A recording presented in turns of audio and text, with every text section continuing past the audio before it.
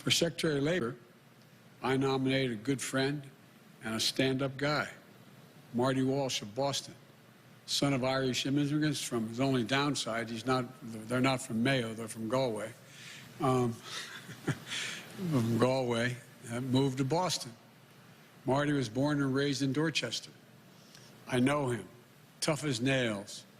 Diagnosed with cancer at age 7, beat it at age 11.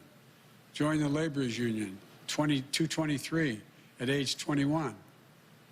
Elected to the state legislature, became union president and graduated from college at age 42.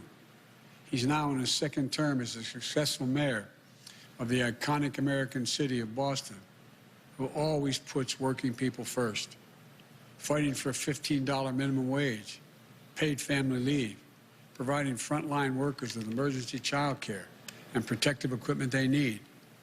Marty understands, like I do, that the middle class built this country, and unions built the middle class.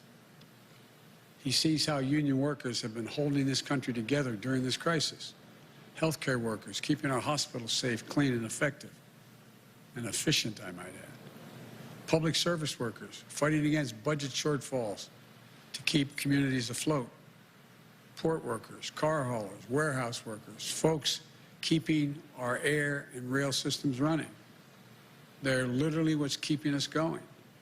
And they deserve a Secretary of Labor who knows how to build their power as workers, who knows that when I say our future will be made in America, it will be a future built by American workers, a future with historic investments in infrastructure, clean energy, manufacturing, and so much more that's going to create millions of good-paying jobs.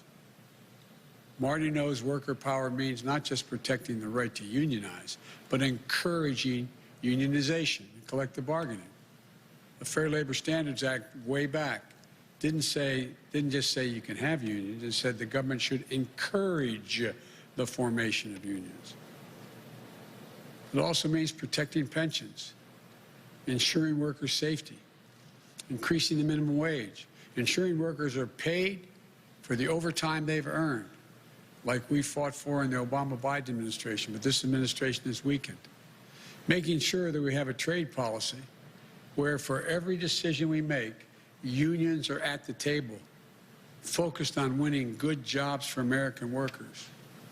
This is one of the most important departments to me. I trust Mayor Walsh, and I'm honored he accepted. But I also want to say I did give serious consideration on nominating my friend Bernie Sanders to this position before. I'm confident he could have done a fantastic job. I can think of no more passionate, devoted ally to working people in this country. But after Tuesday's results in Georgia, giving Democratic control to the United States Senate and a tie vote, Bernie and I agreed, as a matter of fact, Bernie said, we can't put control of the Senate at risk on the outcome of a special election in Vermont. And he agreed we couldn't take that chance.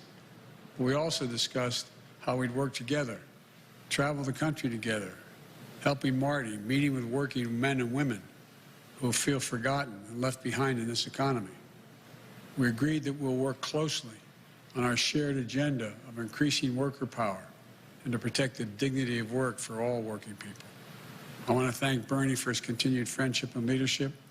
I look forward to us working together, along with Marty. And he thinks I made a good choice.